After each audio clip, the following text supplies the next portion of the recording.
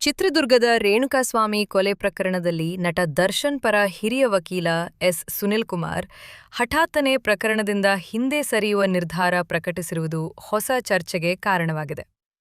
ಸಾಮಾನ್ಯವಾಗಿ ಇಷ್ಟು ಮಹತ್ವದ ಕ್ರಿಮಿನಲ್ ಪ್ರಕರಣದಲ್ಲಿ ಪ್ರಮುಖ ವಕೀಲರು ಮಧ್ಯದಲ್ಲೇ ನಿವೃತ್ತಿ ಪಡೆಯಲು ಮುಂದಾಗುವುದು ಅಪರೂಪ.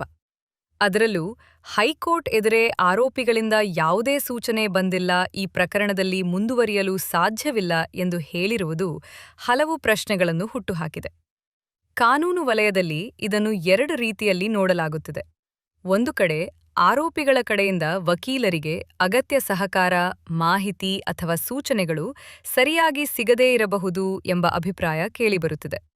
ಮತ್ತೊಂದು ಕಡೆ ದರ್ಶನ್ ಮತ್ತು ಇತರ ಆರೋಪಿಗಳು ತಮ್ಮ ಕಾನೂನು ತಂತ್ರವನ್ನು ಬದಲಾಯಿಸಿ ಹೊಸ ವಕೀಲರನ್ನು ನೇಮಿಸುವ ಬಗ್ಗೆ ಯೋಚಿಸುತ್ತಿದ್ದಾರೆಯೇ ಎಂಬ ಅನುಮಾನವೂ ವ್ಯಕ್ತವಾಗುತ್ತಿದೆ.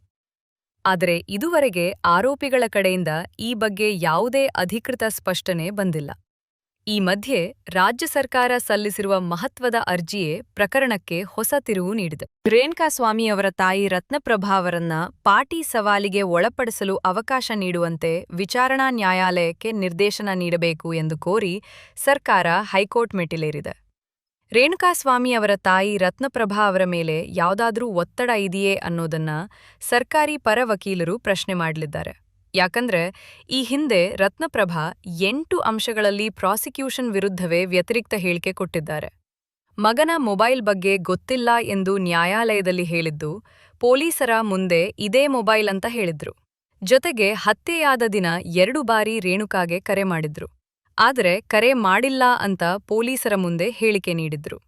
ಹಾಗಾಗಿ ಅವರದ್ದೇ ಪರ ವಕೀಲರು ಅಂದ್ರೆ ಸರ್ಕಾರಿ ವಕೀಲರು ರತ್ನಪ್ರಭಾ ಅವರನ್ನ ಕೋರ್ಟ್ನಲ್ಲಿ ಪ್ರಶ್ನೆ ಮಾಡಲು ಅಥವಾ ಪಾಟಿ ಸವಾಲಿಗೆ ಅನುಮತಿ ಕೋರಿದ್ದಾರೆ.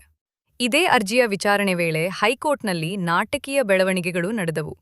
ನ್ಯಾಯಮೂರ್ತಿ ಎಂ. ನಾಗಪ್ರಸನ್ನ ಅವರ ಪೀಠದ ಮುಂದೆ ವಿಚಾರಣೆ ನಡೆಯುವಾಗ ದರ್ಶನ್, ಲಕ್ಷ್ಮಣ್ ಮತ್ತು ನಾಗರಾಜ್ ಪರ ವಕೀಲರಾಗಿದ್ದ ಎಸ್. ಸುನಿಲ್ ಕುಮಾರ್ ಈ ಅರ್ಜಿಗೆ ಸಂಬಂಧಿಸಿದಂತೆ ವಾದ ಮಂಡಿಸಲು ಆರೋಪಿಗಳಿಂದ ಯಾವುದೇ ಸೂಚನೆ ಬಂದಿರಲಿಲ್ಲ. ನಾನು ಈ ಪ್ರಕರಣದ ವಕಾಲತ್ತಿನಿಂದ ನಿವೃತ್ತಿ ಪಡೆಯಲು ಬಯಸಿದ್ದೇನೆ, ಹೀಗಾಗಿ ಕಾಲಾವಕಾಶ ನೀಡಬೇಕು ಎಂದು ನ್ಯಾಯಾಲಯವನ್ನು ಕೋರಿದರು. ಈ ಹೇಳಿಕೆಗೆ ತೀವ್ರ ಆಕ್ಷೇಪ ವ್ಯಕ್ತಪಡಿಸಿದ ವಿಶೇಷ ಸರ್ಕಾರಿ ಅಭಿಯೋಜಕ ಪಿ. ಪ್ರಸನ್ನಕುಮಾರ್, ಇದು ವಿಚಾರಣೆಯನ್ನು ವಿಳಂಬಗೊಳಿಸುವ ಪ್ರಯತ್ನ ಎಂದು ನೇರ ಆರೋಪ ಮಾಡಿದರು. ಸುಪ್ರೀಂ ಕೋರ್ಟ್ ಈ ಪ್ರಕರಣದ ವಿಚಾರಣೆಯನ್ನು ನಿಗದಿತ ಅವಧಿಯಲ್ಲಿ ಪೂರ್ಣಗೊಳಿಸುವಂತೆ ಈಗಾಗಲೇ ನಿರ್ದೇಶನ ನೀಡಿದೆ. ಆ ಆದೇಶವನ್ನು ಪಡೆಯಲು ಆರೋಪಿಗಳೇ ಸುಪ್ರೀಂ ಕೋರ್ಟ್ಗೆ ಹೋಗಿದ್ದರು.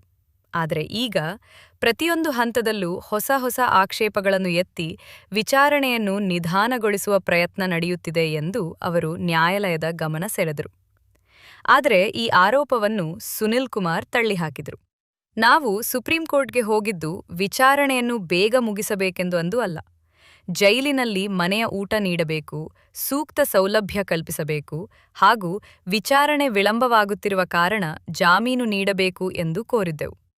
ಆ ವೇಳೆ ಸುಪ್ರೀಂ ಕೋರ್ಟ್ ಸ್ವತಃ ವಿಚಾರಣೆಗೆ ಕಾಲಮಿತಿ ನಿಗದಿಪಡಿಸಿತ್ತು ಎಂದು ಅವರು ಸ್ಪಷ್ಟಪಡಿಸಿದರು. ಈ ವೇಳೆ ಸರ್ಕಾರಿ ಅಭಿಯೋಜಕರು ಮತ್ತು ಆರೋಪಿಗಳ ಪರ ವಕೀಲರ ನಡುವೆ ಕೆಲಕಾಲ ತೀವ್ರ ವಾಕ್ಸಮರವೂ ನಡೆಯಿತು. ಪ್ರಾಸಿಕ್ಯೂಷನ್ ಹೇಳುವಂತೆ ಇದು ನಿಜವಾಗಿಯೂ ವಿಳಂಬ ತಂತ್ರವೇ ಎಂಬ ಪ್ರಶ್ನೆ ಈಗ ಸಾರ್ವಜನಿಕ ವಲಯದಲ್ಲೂ ಚರ್ಚೆಯಾಗುತ್ತಿದೆ. ಕಾನೂನಿನ ದೃಷ್ಟಿಯಿಂದ ನೋಡಿದರೆ ಪ್ರಮುಖ ವಕೀಲರು ಪ್ರಕರಣದಿಂದ ಹಿಂದೆ ಸರಿದರೆ ಹೊಸ ವಕೀಲರನ್ನು ನೇಮಿಸಬೇಕಾಗುತ್ತದೆ.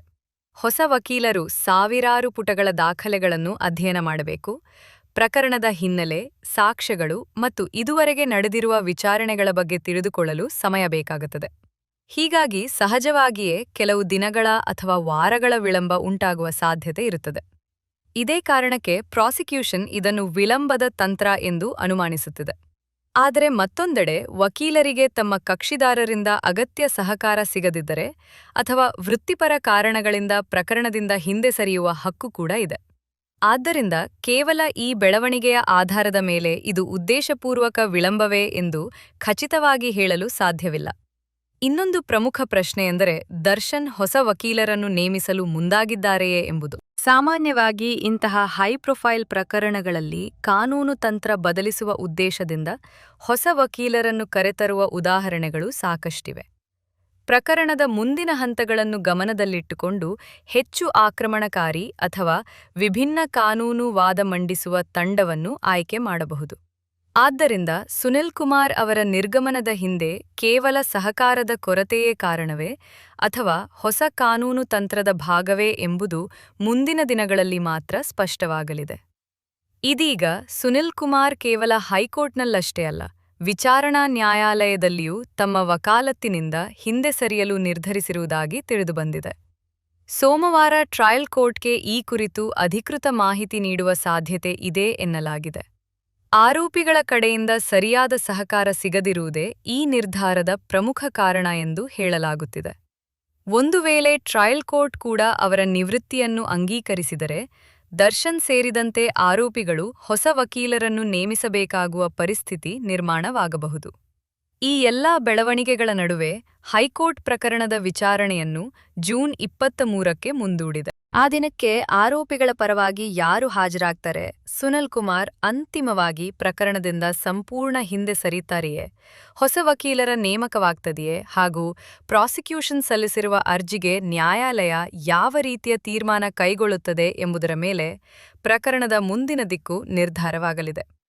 ಒಟ್ಟಾರೆಯಾಗಿ ನೋಡಿದ್ರೆ ರೇಣುಕಾಸ್ವಾಮಿ ಕೊಲೆ ಪ್ರಕರಣದಲ್ಲಿ ಈಗ ಕೇವಲ ಸಾಕ್ಷ್ಯಗಳು ಮತ್ತು ವಿಚಾರಣೆ ಮಾತ್ರವಲ್ಲ, ಆರೋಪಿಗಳ ಕಾನೂನು ತಂಡದೊಳಗಿನ ಬೆಳವಣಿಗೆಗಳು ಅಷ್ಟೇ ದೊಡ್ಡ ಸುದ್ದಿಯಾಗಿ ಹೊರಹೊಮ್ಮಿವೆ.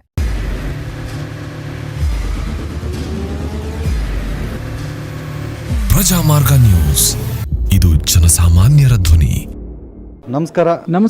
ನೀವು ನೋಡ್ತಾ ಇದ್ದೀರಾ ಪ್ರಜಾಮಾರ್ಗ ನ್ಯೂಸ್. ರಾಷ್ಟ್ರದ ರಾಜ್ಯದ ರಾಜಕೀಯದ ಬಗ್ಗೆ ಹೆಚ್ಚಿನ ಸಿನಿಮಾ ಅಪ್ಡೇಟ್ಗಳಿಗಾಗಿ ಫಸ್ಟ್ ಲೈಕ್ ಮಾಡಿ, ಸಬ್ಸ್ಕ್ರೈಬ್ ಆಗಿ, ಹಾಗೆ ಫಾಲೋ ಕೂಡ ಮಾಡಬೇಕು.